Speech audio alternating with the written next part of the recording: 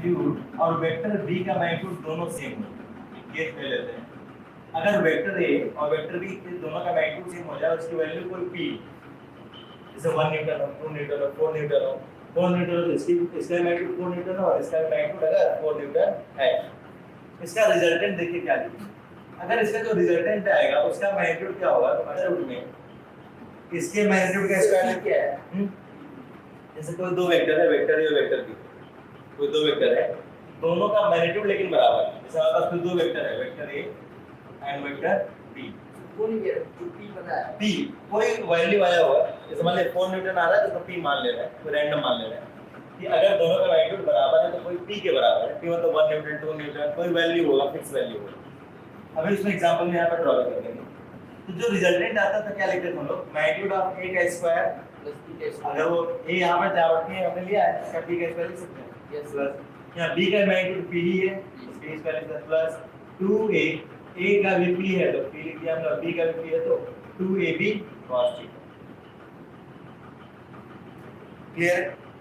Resultant equal to क्या लिख देंगे इसको, अंडर रूट में 2p square plus 2p square cos theta.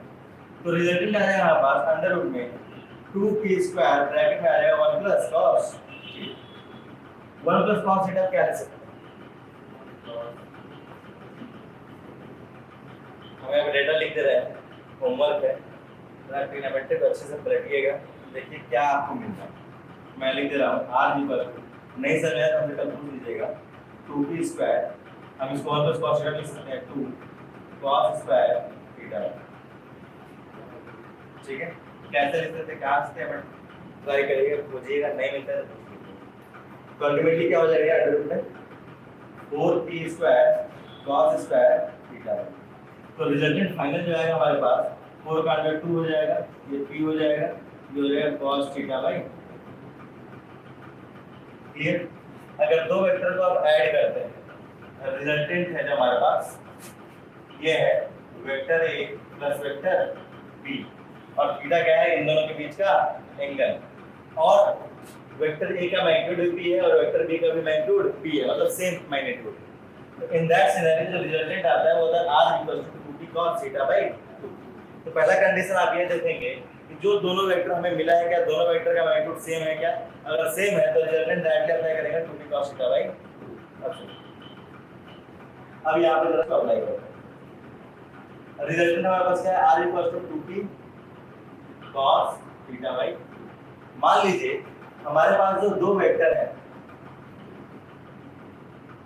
2 Newton का एक वेक्टर है, हमको दोनों मैग्नीट्यूड क्या लेना है, सेम लेना है। तो अगर एक को 2 न्यूटन मिले तो दूसरे को कितना लेंगे, 2 न्यूटन ही लेंगे, तो 2 2 जाकर देते हैं 5 न्यूटन लेंगे। ठीक है, तो अगर वेक्टर a का मैग्नीट्यूड हमने 5 न्यूटन लिया है तो b का मैग्नीट्यूड कितना हो जाएगा, 5 न्यूटन होगा, दोनों का मैग्नीट्यूड सेम लेना है। ये जो पहला केस आपको दिख रहा है, इस केस में थीटा कितना है, दोनों पैरेलल है, नहीं दोनों पैरेलल है 0 डिग्री, दोनों पैरेलल है ना, तो थीटा कितना है 0 डिग्री। अगर थीटा 0 है तो रिजल्टेंट हम क्या लिखेंगे, r इक्वल रिजल्टेंट क्या लिखेंगे, यार थीटा 0 कर देंगे तो ओवरऑल वैल्यू 0, cos 0 की वैल्यू कितनी 1, तो रिजल्टेंट क्या आ जाएगा 2। रिजल्टेंट क्या 2, इसका डायरेक्शन क्या हो जाएगा, इसका एंगल से डिसाइड करेंगे क्या है। बिल्कुल बिल्कुल, एडिशन एंगल के बिना है ही नहीं, पॉसिबल ही नहीं, वेक्टर एडिशन की बात करें तो एंगल तो देखना ही देखना है। बात सुन रहा है, ये हमेशा ध्यान रखिए। शेप क्रिएट करेंगे जैसे इसका एंगल पता चलेगा। हां, जैसे अभी हम एक जनरल एग्जांपल लेकर क्रिएट कर रहे हैं चीजों को जो हमें न्यूमेरिकल में फेस करना पड़ेगा, उन एंगल्स हमें देखना पड़ेगा, इसलिए 0 डिग्री की 60 डिग्री 30 डिग्री से वैल्यू लेकर हम लोग करते हैं। ठीक है, r इक्वल टू 2 हो जाएगा, तो रिजल्टेंट क्या हो जाएगा, इन्हीं के डायरेक्शन में हो जाएगा, ये हो जाएगा रिजल्टेंट। ये वैल्यू कितनी है, मैग्नीट्यूड से कितना हो जाएगा, ये हो जाएगा 2p, और p कितना हमारे पास 5 न्यूटन है, तो क्या हो जाएगा 2 * 5। ठीक है, पहला केस। सेकंड केस, ये फार्मूला याद रखिए, सेकंड केस पे for theta equal to 60 degree. ठीक है, जैसे हमारे पास 5 न्यूटन कुछ ऐसा है और 5 न्यूटन कुछ ऐसा है, एंगल दोनों के बीच में कितना है 60 डिग्री। ठीक है, एक बात बताइए, अगर मैं यहाँ पे थीटा 60 पुट करूँ तो थीटा बाई 2 ओवरऑल कितना हो जाएगा 30 होगा ना, तो cos 30 की वैल्यू कितनी हो जाएगी? cos 30 की वैल्यू √3/2, 2 से 2 कैंसिल होगा, तो क्या रिजल्टेंट हमारे पास आ जाएगा इस केस में √3p आएगा क्या? और फिर हमारे पास sin न्यूटन है, तो क्या √3 × 5 न्यूटन हो जाएगा क्या? और रिजल्टेंट जब आप बात करेंगे, जब दोनों मैग्नीट्यूड सेम हो गए ना, तो एंगल बाइसेक्टर उसका मेन डायरेक्शन होता है। ऐसे कैसे लिख सकते हैं? 5 √3 लिख सकते हैं। हाँ वैसे लिख सकते हैं, लेकिन 500 लिख देंगे। ऐसे तो रॉन्ग करते हैं। हाँ कोई बात नहीं, बात समझ आएगा ना? क्या इसका एंगल बाइसेक्टर भी ले सकते हैं क्या? ये हो जाएगा हमारा रिजल्टेंट 500√3। ठीक है, एंगल बाइसेक्टर मतलब 30 डिग्री का ले करते हैं।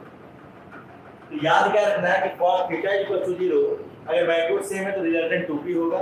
cos θ 60 डिग्री, अगर मैग्नीट्यूड सेम है तो रिजल्टेंट √3p होगा। और θ 90 डिग्री, मतलब 5 मीटर ऐसे हमारे पास 5 मीटर यहाँ पर, यहाँ पे इसका रिजल्टेंट कितना है? अगर यहाँ पे 90 थीटा 90 पुट करेंगे तो 90/2 कितना हो जाएगा? 45। cos 45 की वैल्यू कितनी? 1/√2। अब यहाँ पर देखिए, ये हो जाएगा 2p × 1/√2, कैंसिल करेंगे क्या √2p आएगा, और क्या फाइनल इक्वेशन 5/√2 न्यूटन आएगा। ठीक है ना? तो अगर ये 5 न्यूटन में रिजल्टेंट आपको मार्क करना है तो पूरा सॉल्व करने की जरूरत नहीं है, हम डायरेक्टली ऐसे मार्क करते हैं। ये रिजल्टेंट वही हो जाएगा, अगर 90 डिग्री है तो 5/√2 न्यूटन हो जाएगा, 60 डिग्री है तो 5/√3 न्यूटन हो जाएगा। 2p × 1/√2। हाँ, जैसे 2√2 से जब 2 कैंसिल करेंगे तो केवल √2 बचेगा। जैसे होता क्या है, देखिए क्या है, 2 को क्या लिख सकते हैं? √2 × √2 × p × 1/√2। अब करेंगे तो आ जाएगा। ठीक है ना? अब सुनिए, थीटा हो गया 90 डिग्री। अब मान लिया थीटा हमने ले लिया 120 डिग्री, कुछ ऐसा, ये हो गया 5 न्यूटन, ये हो गया 5 न्यूटन। रिजल्टेंट क्या आएगा देखिए, टोटल हमारे पास ये एंगल बाइसेक्टर पे होगा तो 45 डिग्री पे जाएगा, टोटल कितना है 120। अगर आप थीटा 120 पुट करेंगे तो होगा 60, cos 60 की वैल्यू कितनी? 1/2, 2 से 2 कैंसिल हो जाएगा, तो रिजल्टेंट कितना आएगा? प्लीज p के बराबर, यानी 5 न्यूटन आ जाएगा। और अगर दोनों मैग्नीट्यूड सेम है तो एंगल बाइसेक्टर से जाएंगे, रिजल्टेंट आया हमारा हो जाएगा 5। ठीक है, लास्ट है थीटा 180 डिग्री। अगर थीटा 180 है तो 5 न्यूटन यहाँ पे ले लेते हैं कुछ ऐसा, राइट में 5 न्यूटन यहाँ लेते हैं कुछ ऐसा, थीटा हमारे पास 180। ठीक है,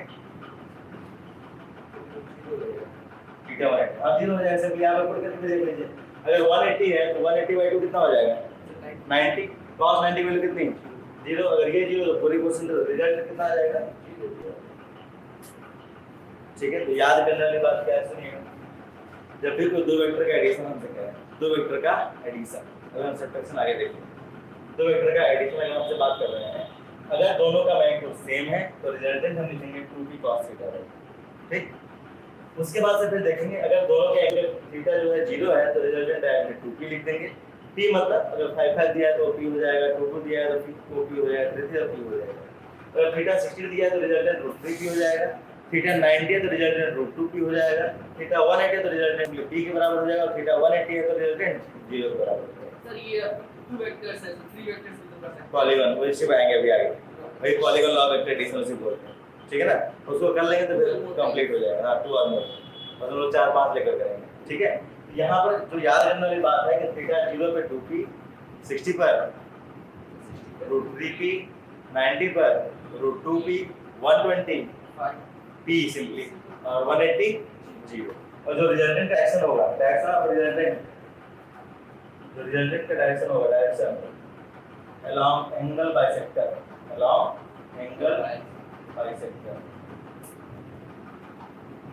ठीक है ना, विदाउट, ये बहुत इंपॉर्टेंट है, आगे के न्यूमेरिकल्स में इनको डायरेक्ट यूज करेंगे, बस ध्यान रखिए, बस याद हो जाएगा जब यूज करेंगे। नोट